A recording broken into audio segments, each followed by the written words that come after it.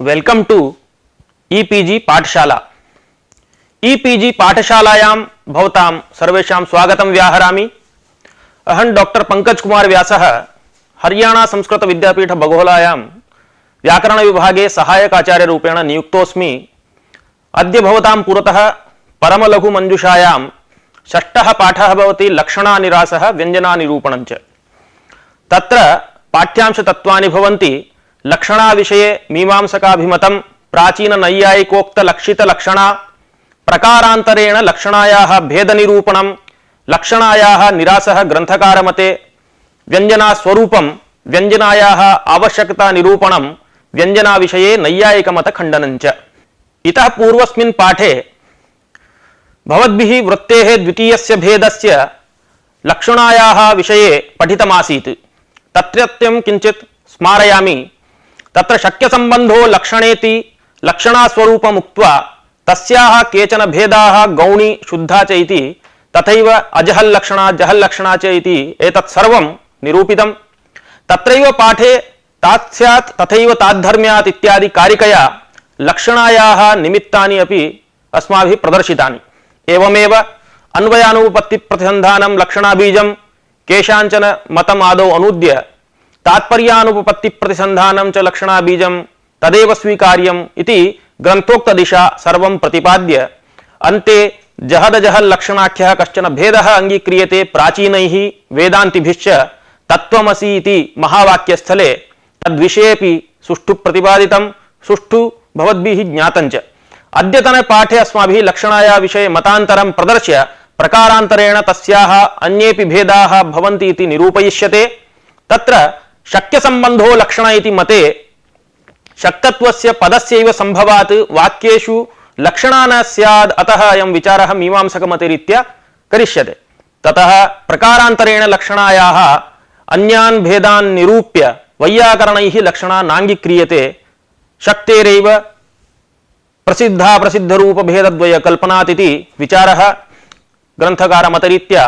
ततः अग्रे अस्मिन्नैव पाठे शक्तेः तृतीयस्य व्यंजनाख्य भेदस्य विचारोपि करिष्यते। एवंच यथोक्तं मुख्याः प्रतिपाद्यमानाः अंशाः अत्र सन्ति। वाक्येष्वपि लक्षणा स्वीकारात् स्वबोध्य संबंधो लक्षणा इति मीमांसक अभिमत लक्षणा स्वरूपं प्रयोजनवति रूढः च इति भेद निरूपणं ग्रंथकार मतरीत्या लक्षणायाः निरासः व्यंजना निरूपणं तस्याः आवश्यकता च तत्र नैयायिक मतानुवादोऽपि करिष्यते। अधुना लक्षणा विषयक मीमांसक मतानुवादः प्रस्तूयते। आदौ तत्र एतावता स्वशक्य संबंधो लक्षणेति तार्किक सम्मतं लक्षणास्वरूपं भवद्भिः अधिगतम्। तत्र मते शक्य संबंधो लक्षणेति स्वीकारे वाक्ये लक्षणा न संभवति। यतः तत्र अस्माभिः निरूपितमासीत् यत् शक्य संबंधो नाम शक्यार्थ संबंधत्वं लक्षणा इति। शक्यार्थो हि शक्त्युपस्थापितः अर्थः शक्तत्वं च पदस्यैव न तु वाक्यस्य। नैयायिकैश्च वाक्ये शक्तिः नाङ्गीक्रियते अतः तन्मते वाक्ये लक्षणायाः असंभवात् मीमांसकाः वाक्ये लक्षणां साधयितुं लक्षणास्वरूपम् इत्थं वर्णयन्ति। स्वबोध्य संबंधो लक्षणा इति। तत्र समन्वयं कुर्मः। स्वं नाम वाक्यादि तेन बोध्यः बोध विषयः यो अर्थः पदार्थो वाक्यार्थो वा तेन सह यः संबंधः सामीप्यादि स्थितिः तल्लक्षणावृत्ति विषयः इति मीमांसकाः इति केचिदिति कृत्वा ग्रंथकारेण तत्र आरब्धम्। स्वबोध्य संबंधो लक्षणा इति मूले वर्तते। अयं हि गभीरायां नद्यां घोषः इत्यादि वाक्येषु अपेक्षितः। अतः अवश्यम् अभ्युपेयोमिति तन्मतं वर्तते। स च पदलक्षणायां कथमपि न संभवति। तत्र हि गभीरत्व विशिष्टाया नदी तत्तीरे घोषः इत्यर्थः सम्मतः। तत्र वाक्ये गभीरायां नद्याम् इत्यत्र सप्तम्यन्तार्थयोः समान विभक्तिकत्वात् अभेदान्वयः इष्टः। अत्र यदि गभीर पदे तीरलक्षणा क्रियते तदा तीराभिन्ना नदी इति बोधः स्यात्। स च असंगतः। तीरनद्योः अभेदस्य बाधात् अनन्वयापत्तिरूप दोषश्च तत्र भवति। अस्तु तर्हि नदीपदे तीरलक्षणा स्वीक्रियताम् इति चेत् तदपि न संभवति। तथा सति गभीराभिन्नं तीरमिति बोधः स्यात् किन्तु न हि तीरं गभीरं गभीरत्वं तु नद्याः धर्मः। अतः तत्रापि अनन्वयापत्ति रूप दोषः अस्ति एव, एवं तर्हि प्रत्येकं पदद्वये लक्षणा स्वीक्रियतामिति गभीरपदस्य गभीरतीरे नदीपदस्य नदीतीरे इति वा इति चेत् एवमपि गभीरतीराभिन्नं यन्नदीतीरं तत्र घोषः इति बोधः स्यात्, न तु अभीष्टः गभीराभिन्नः इत्युक्ते गभीरत्वविशिष्टनदीतीरे घोषः इति। तेन मतमिदमपि न युक्तम्। यदि च उच्येत नदीपदस्यैव गभीरनदीतटे लक्षणा भवतु, गभीरपदं तात्पर्यग्राहकं भवतु इति, तथापि अत्र मते विनिगमनाविरहात् गभीरपदस्य लक्षणा नदीपदं च तात्पर्यग्राहकम् इत्यपि वक्तुं शक्यते। अतः इदमपि न समीचीनम्। एतत् सर्वविध अनुपपत्ति परिहाराय एव मीमांसकैः स्वबोध्यसम्बन्धो लक्षणा इति स्वीकृतम्। तेन समुदाये लक्षणा एवं च प्रकृते गभीरायां नद्यामिति समुदायेन बोध्यः यः अर्थः गभीरत्वावच्छिन्न नदी पदार्थः तस्य सम्बन्धः तीरे इति गभीरायां नद्यां घोषः इति वाक्येन गभीराभिन्न नदी तीरे घोषः इत्यर्थः लक्षणया सिद्ध्यति। इतः परं मीमांसकमतम् अनूद्य प्राचीन नैयायिकाभिमत लक्षित लक्षणा काचित् वर्तते तैः स्वीकृता तदुच्यते। यत्र तु शक्यार्थस्य परंपरा रूप संबंधः लक्षणा सा लक्षित लक्षणा इति प्राचीन नैयायिकैः कश्चित् अपरपि भेदः वृत्तेः अंगीक्रियते। यथा द्विरेफादि पदेषु तदुक्तं ग्रन्थे द्विरेफ पदस्य स्वलक्ष्य भ्रमर शब्दवाच्यार्थे लक्षणायां लक्षित लक्षणा इति व्यवहारः स्वबोध्य पदवाच्यत्वं च संबंधः इति। अत्र इत्थं समन्वयः स्वं नाम द्विरेफ पदं तल्लक्ष्यं लक्षणा विषयः भ्रमर शब्दः तद्वाच्यार्थः मधुपः तस्मिन् मधुपे अर्थे लक्षणा इति।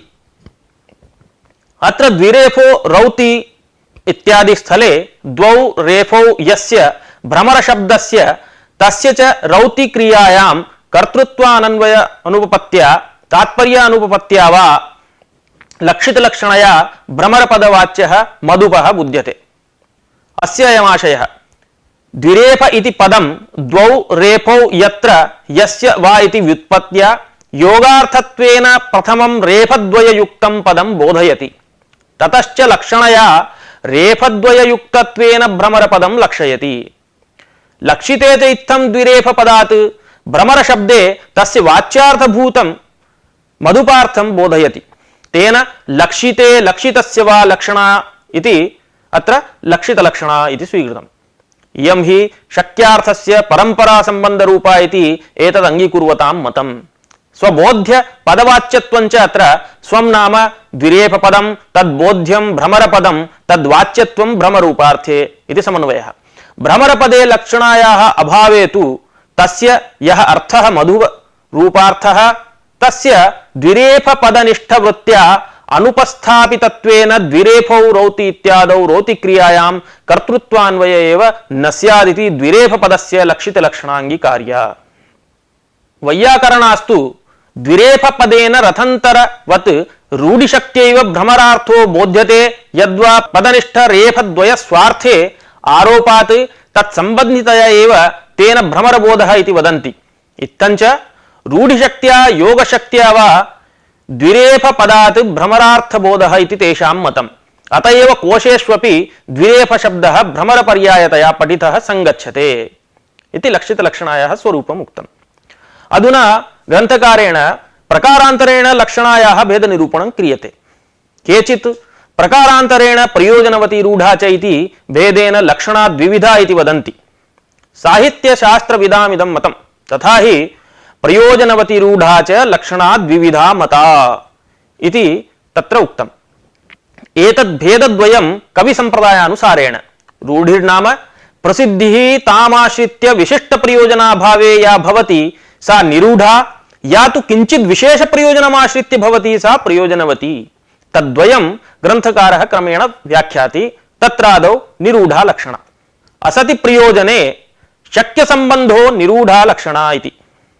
अर्थात प्रयोजनाभावे शक्यार्थ बाध प्रतिसंधान पूर्वकं शक्यार्थ संबंध्य परार्थ बोधे निरूढ लक्षणा। यथा त्वचा ज्ञातम् इत्यत्र त्वगिन्द्रिये लक्षणा। अत्र हि त्वचि चैतन्याभावेन ज्ञानक्रियायाः अनन्वयात् मुख्यार्थबाधेन रूढ्या स्पर्शगुणवती त्वगिन्द्रिये लक्षणा भवति। वस्तुतः इयं शक्यापरपर्याया शक्तिरेव, न तु तद्विलक्षणेति ग्रन्थकार नागेशमतम्। शक्तिर्हि अनादितात्पर्यवशात् कमप्यर्थं बोधयति तद्वद् निरूढलक्षणापि अनादितात्पर्यवशादेव तत्तदर्थान् बोधयति। यथा हि त्वक्शब्दः चर्मणि अर्थे प्रसिद्धः तथैव त्वगिन्द्रियेपि। अनेन स्पष्टं यत् त्वचा ज्ञातमित्यादौ शक्त्यैव निर्वाह संभवात् न लक्षणायाः प्रसक्तिः। प्रयोजनवती लक्षणा इति द्वितीयः भेदः प्रकारान्तरेण उच्यते। सति प्रयोजने शक्य संबंधः प्रयोजनवती लक्षणा।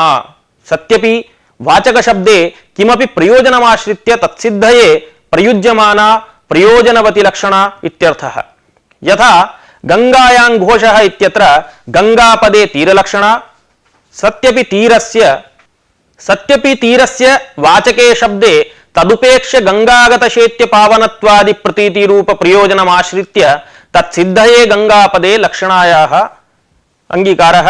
तत्र लक्षणया गंगातीरे इति बोधः स्वीक्रियते। एवञ्च गंगागत शैत्य पावनत्वादि प्रतीतिरेव अत्र प्रयोजनं लक्षणायाः। सामीप्यं हि अत्र लक्ष्यतावच्छेदकम्। अत्र कश्चन प्रश्नः मनसि उदेति। केवलात् तीरपदात् तीरे घोषः इति प्रयुक्ते सति सा प्रतीतिः भवतु, अथवा गंगातीरे घोषः इति वा प्रयुज्यताम्। तेनैव शैत्यपावनत्वादि प्रतीतिरूप प्रयोजने सिद्धे किमर्था लक्षणा इति। अत्र समाधानमित्थमुच्यते। केवलात् तीरपदात् तीरे घोषः इति प्रयुक्ते सति सा प्रतीतिः भवतु इति तु वक्तुं न शक्यते।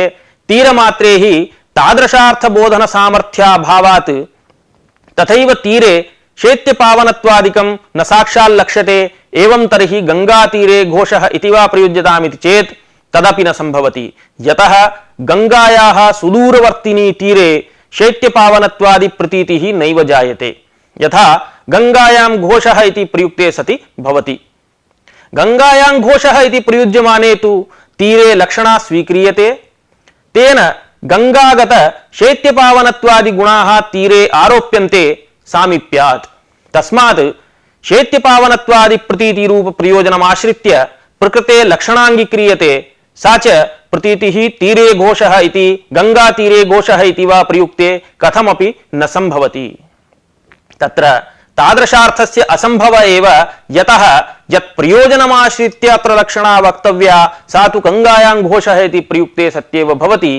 एतत् प्रयुक्ते सत्यैव तत्र मुख्यार्थबाधः तात्पर्यानुपपत्तिः अन्वयानुपपत्तिः प्रतिसन्धानं वा वक्तुं शक्यते। न हि तीरे घोषः इति गंगातीरे घोषः इति वा प्रयुक्ते सति तत्र मुख्यार्थबाधः कश्चिद् वर्तते।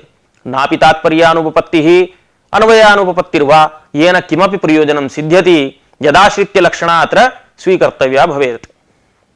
गंगायां घोषः इति प्रयुज्यमाने तु तत्र घोषस्य असंभवात् सामीप्यात् लक्षणया गंगातीरे घोषः इति लक्षणापर्यन्तम् अर्थानुधावनस्य अपेक्षा वर्तते। तत्र च गंगागत शैत्य पावनत्वादि प्रतीति रूप प्रयोजनमपि तेन सिद्ध्यति। एवमेव गौर्वाहिक इत्यत्र वाहिके गवाभेदेन जाड्यमान्द्यातिशय प्रतीतिः लक्षणायाः प्रयोजनम्। सादृश्यं च अत्र लक्ष्यतावच्छेदकम्।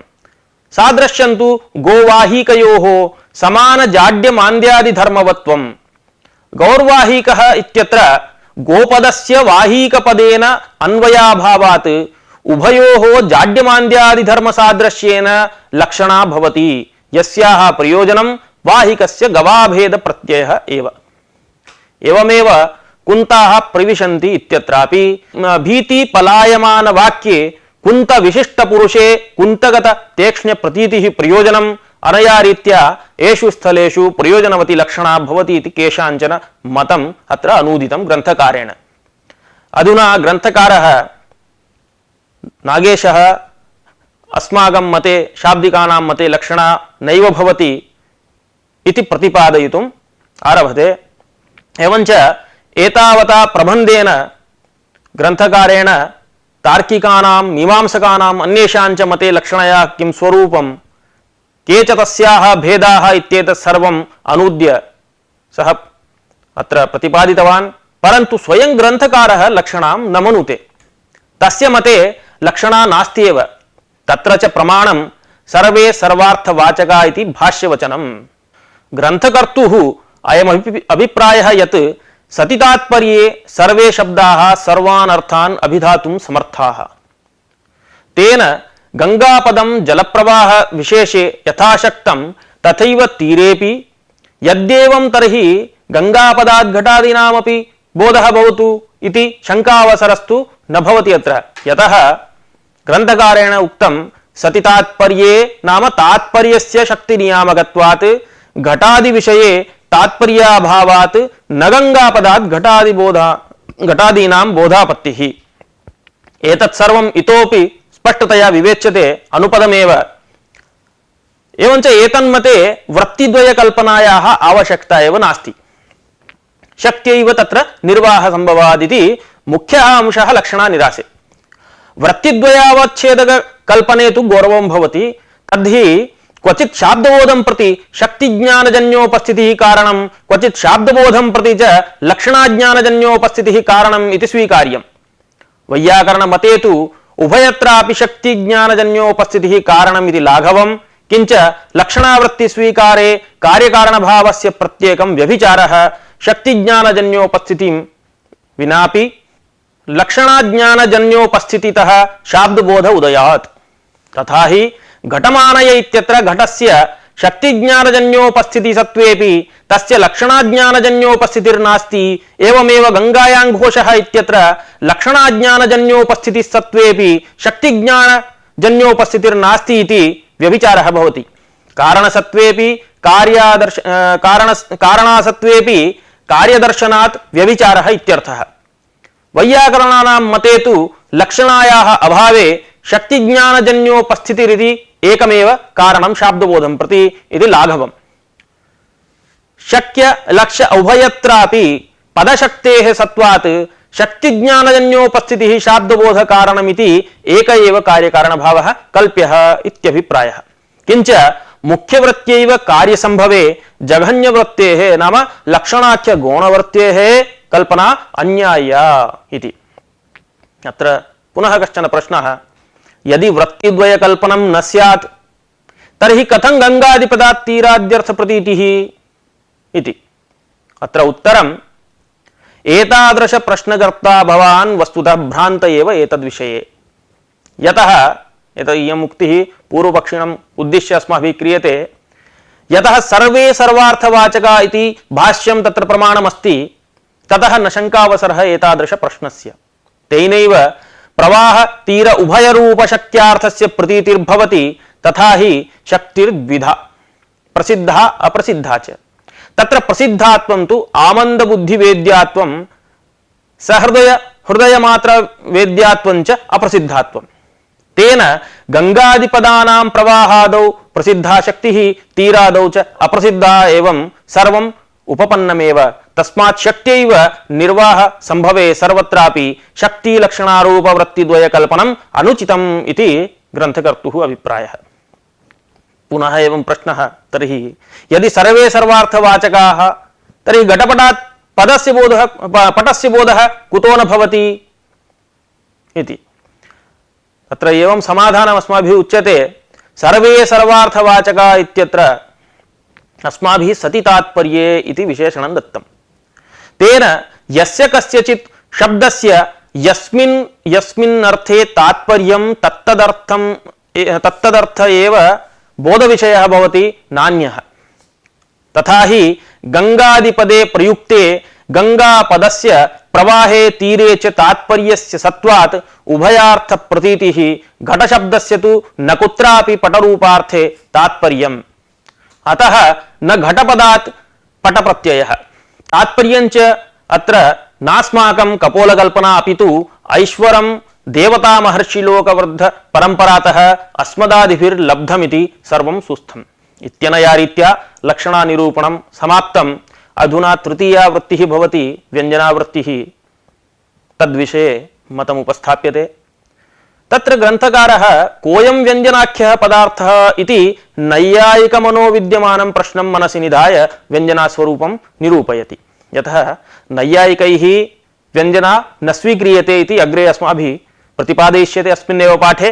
तस्मात् नैयायिक मनोविद्यमानं प्रश्नं मनसि निधाय एवं कथयति मुख्यार्थबाध निरपेक्ष बोधजनकः मुख्यार्थ संबद्धा संबद्ध साधारणः प्रसिद्धा प्रसिद्धार्थ विषयकः वक्त्रादि व्यापार वैशिष्ट्य ज्ञान प्रतिपाद्युद्बुद्धः संस्कार विशेषो व्यञ्जना लक्षणस्य विवेचनं कुर्मः। मुख्यार्थस्य शक्यार्थस्य बाधः नाम अन्वयानुपपत्त्या तात्पर्यानुपपत्त्या उभयविध अनुपपत्त्या वा परस्पर संबंध निरूपकाणां पदार्थानां तात्पर्य विषयीभूत संबंधेन एक पदार्थे अपर पदार्थाभाव इति वार्थः। तन्निरपेक्षः यः बोधः ज्ञानं तस्य जनकः नाम हेतुः अस्य संस्कार विशेषो व्यञ्जना इत्यत्र अन्वयः कर्तव्यः। एवञ्च यतः लक्षणा तावत् मुख्यार्थ बाधे एव भवति व्यञ्जना तु तन्निरपेक्षतया भवति इति एतावता कथितस्य अभिप्रायः। एवमेव मुख्यार्थेन वाच्यार्थेन संबद्धः संपृक्तः असंबद्धः असंपृक्तश्च यौ अर्थौ तयोः साधारणः समानो वा संस्कार विशेषो व्यञ्जना इति। अत्रापि लक्षणायां मुख्यार्थ संबद्धता अपरिहार्या भवति, व्यञ्जनायां तु उभयत्र सामान्यं। संबद्धत्व असंबद्धत्वयोः गंगायां घोष इत्यत्र शैत्यपावनत्वादिः गंगापदस्य प्रवाहरूप मुख्यार्थ संबद्धः निश्वासान्धः इवादर्शः इत्यत्र असंबद्धः अप्रकाशत्वरूप व्यङ्ग्यार्थः तद्विषयः। एतेन व्यञ्जना लक्षणाभिन्नैव न तया गतार्थः इति आयातम्। एवमेव प्रसिद्धा प्रसिद्धार्थ विषयकः इति दलमपि तत्र अस्ति। तर्हि प्रसिद्धा प्रसिद्धार्थ विषयकः संस्कार विशेषः इत्यनेन किं सूचितम् इत्युक्तौ यत् शक्तिः प्रसिद्धार्थ विषया भवति, व्यञ्जना तु प्रसिद्धा प्रसिद्धार्थ उभय विषया। यथा राजत्युमावल्लभः इत्यत्र उमावल्लभत्वं शङ्करस्यापि प्रसिद्धमेव यद्धि व्यञ्जनायाः विषयः। तदेव ग्रन्थकारेण उक्तं प्रसिद्धा प्रसिद्धार्थ विषयकः। प्रसिद्धः नाम शक्यत्वेन सर्वज्ञातः, अप्रसिद्धः नाम लक्ष्यत्वेन सहृदयैरेव गृहीतश्च यः अर्थः। तयोः अन्यतरो विषयो यस्य सः तादृशः। अयम् अप्रसिद्धार्थो हि वक्त्रादिवैशिष्ट्य ज्ञानोत्पन्नः प्रतिभाशालिनामेव बोधविषयः न तु अभिधायाः इव सामान्यजन विषयः इति तदैव वक्त्रादिवैशिष्ट्य ज्ञान प्रतिभाद्युद्बुद्धः इत्यादिना सूचितं मूले। अत्र आदिपदेन बोद्धव्य काकु वाक्य वाच्यान्वय वाच्यान्य सन्निधि प्रस्ताव देशकालादीनां ग्रहणम्। यथोक्तं काव्यप्रकाशेऽपि तृतीय उल्लासे वक्त्रबोद्धव्य काकूनां वाक्यवाच्यान्य सन्निधेः प्रस्तावदेशकालादेर्वैशिष्ट्यात् प्रतिभाजुषां योऽर्थान्यार्थ धीः हेतुः व्यापारो व्यक्तिरेव सा इति। अत्र अस्यां कारिकायां काव्यप्रकाशोक्तस्य अयम् अभिप्रायः यं प्रति किंचित् वक्तव्यं स बोद्धव्यः इत्युच्यते, यश्च शब्दशक्यः स वाच्यः इति न पौनरुक्त्यम्। एवञ्च वक्त्रादेः वैशिष्ट्यं नाम वैलक्षण्यम् इतर प्रतिषिद्धो धर्मः इति यावत्। तस्य यज्ञानं तच्च प्रतिभा च ते आदिनी यस्य कौशलकलितसमुदायस्य तेन उद्बुद्धः जागरितः यः संस्कार विशेषः स व्यञ्जनापदवाच्यः। एवञ्च वक्त्रादि वैशिष्ट्य हेतुका प्रतिभा संपन्न समवेत वाच्यान्यार्थधीः तद्धेतु व्यापारत्वं व्यञ्जनात्वम् इति सिद्धम्। अत्र संस्कारो हि प्रतिभया उद्बुद्धः वक्त्रादिवैशिष्ट्य ज्ञानञ्च प्रतिभा सहकारी भवति। तेन वक्त्रादिवैशिष्ट्य सहकारेण वासना विशेष रूपा प्रतिभा संस्कार विशेषम् उद्बोधयति। व्यञ्जनायाः प्रतिभाजुषामेव विषयत्वं जन्मान्तर गृहीतत्वञ्च इति स्पष्टम्। व्यञ्जनायाः उपर्युक्त लक्षणे दलचतुष्टयम् अस्ति। तत्र प्रथमेन लक्षणा तावत् मुख्यार्थ बाधे एव भवति, व्यञ्जना तु तन्निरपेक्षतया इति सूचितम्। द्वितीयेन लक्षणायां मुख्यार्थ संबद्धता अपरिहार्या भवति, व्यञ्जनायां तु उभयत्र सामान्यमेवेति प्रतिपादितं। तृतीयेन शक्तितः भिन्ना इति प्रतिपादितं, यतः शक्तिः केवला प्रसिद्धार्थ विषया इयन्तु प्रसिद्धार्थ विषया चतुर्थेन वक्त्रादिना सहकारिकारणानि प्रदर्शितानि एतेन व्यञ्जना पृथगेव वृत्तिः न सा लक्षणया गतार्था नापि सा शक्तिः इति अग्रे प्रतिपादयामः। तत्र व्यञ्जनायाः अपेक्षा किमर्था वर्तते, व्यञ्जनायाः सद्भावः वैयाकरणानां तदावश्यकत्वं च अधुना अस्मिन् प्रकटे अस्माभिः निरूप्यते। तत्र व्यञ्जनायाः स्वीकारादेव निपातानां द्योतकता स्फोटस्य व्यङ्ग्यता च सिद्ध्यति इति हर्यादिभिः उच्यते। तत्र च कारणं केवलानां निपातानां प्रयोगादर्शनात् तेषां मुख्यार्थाभावेन लक्षणायाः असम्भवात्। यतः लक्षणा तु मुख्यार्थबाधे सत्यैव प्रवर्तते। यदा तु येषां मुख्यार्थ एव नास्ति तर्हि कुतो वा लक्षणायाः प्रसक्तिः। अतएव वैयाकरणैः निपातानां वाचकत्वं वदतां तार्किकानां मतं निरस्य द्योतकत्वं च तेषां प्रतिपादितम्। द्योतकत्वं तु स्वसमभिव्याहृत पदनिष्ठशक्ति व्यञ्जकत्वम् इति उच्यते। तत्र स्वं नाम निपातपदं, यतो हि निपातविषये चर्चा वर्तते, तत्र समन्वयं कुर्मः।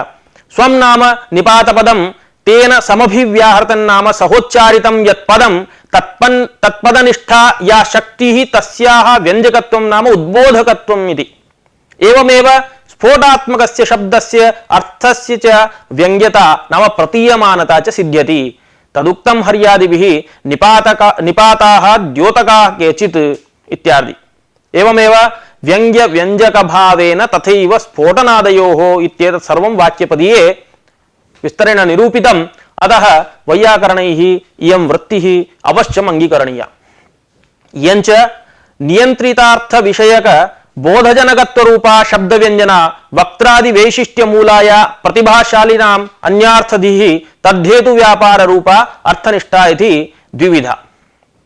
अधुना व्यञ्जनाम् अधिकृत्य नैयायिकाः किं कथयन्ति इति मतं भवतां सविधे प्रस्तूयते। यतो हि व्यञ्जना तावत् नैयायिकैः न स्वीक्रियते। तत् कथमिति अधुना निरूपयामः। नैयायिका हि व्यञ्जना पृथग्वृत्तिः इति न इति कथयन्ति। सापि शक्तिलक्षणान्तरभूता शब्दशक्तिमूला अर्थशक्तिमूला च अनुमानादिना अन्यथा सिद्धा इति वदन्ति।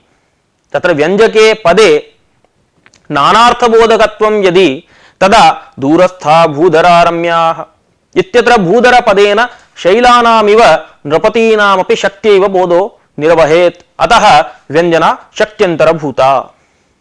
गङ्गायां घोषः इत्यादौ तु शैत्यपावनत्वादि विशिष्ट प्रतीतिः जहल्लक्षणयैव निर्वहति। तत्र शैत्यपावनत्वादि विशिष्ट तीराधिकरणक घोषतात्पर्येण प्रयुक्तत्वात् तथाविध तीररूपार्थस्य बोधे तत्तात्पर्यानुपत्यात्मक बीजसत्वात् अतः सा लक्षणान्तरभूता भवति इति न तत्र व्यञ्जना स्वीकार्या।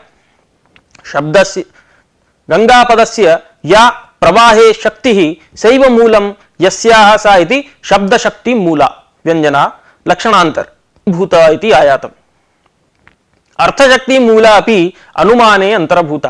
तथा हि गच्छ गच्छसि चेत्कान्त पन्थानः सन्तु ते शिवाः ममापि जन्म तत्रैव भूयाद् यत्र गतो भवान् इति काचित् उक्तिः वर्तते।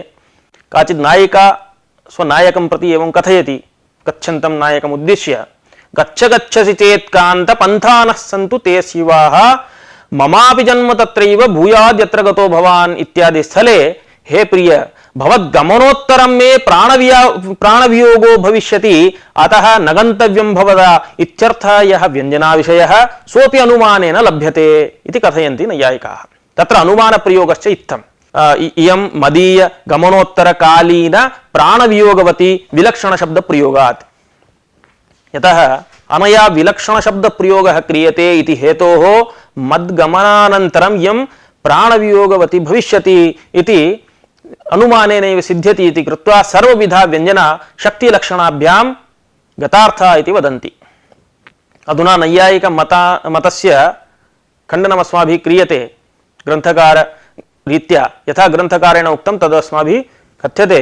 पूर्वोक्तरीत्या व्यञ्जनायाः गतार्थतां वदतः नैयायिकान् प्रति अस्माभिः इदमुच्यते यत् व्यञ्जनायाः स्वरूपकथनवेलायामेव अस्माभिः पूर्वोक्तानाम् अंशानां निराकरणं कृतं। तथा हि व्यञ्जनायाः कथितलक्षणे प्रथमेन दलेन व्यञ्जनान लक्षणया गतार्था इति सूचितं। लक्षणा तावत् मुख्यार्थबाधे एव भवति, व्यञ्जना तु तन्निरपेक्षतया इति सूचितं। तत्र द्वितीयेन लक्षणा मुख्यार्थ संबद्धताम् अपेक्षते, अपरिहार्यतया व्यञ्जना तु उभयसाधारण्येन प्रवर्तते। तृतीयेन शक्तितः भिन्ना इति प्रतिपादितं, यतः शक्तिः केवला प्रसिद्धार्थ विषया, इयं तु प्रसिद्धा प्रसिद्धार्थ विषया। चतुर्थेन वक्त्रादिना सहकारिकारणानि प्रदर्शितानि, तद्धि अर्थनिष्ठव्यञ्जनायाः विषये अपेक्षते। एतेन व्यञ्जना पृथगेव वृत्तिः, न सा लक्षणया गतार्था नापि शक्त्या इति विरमामः अत्र। अनया रीत्या पाठः समाप्तः। पाठस्य सारांशः अधुना उच्यते भवतां दृढीकरणाय।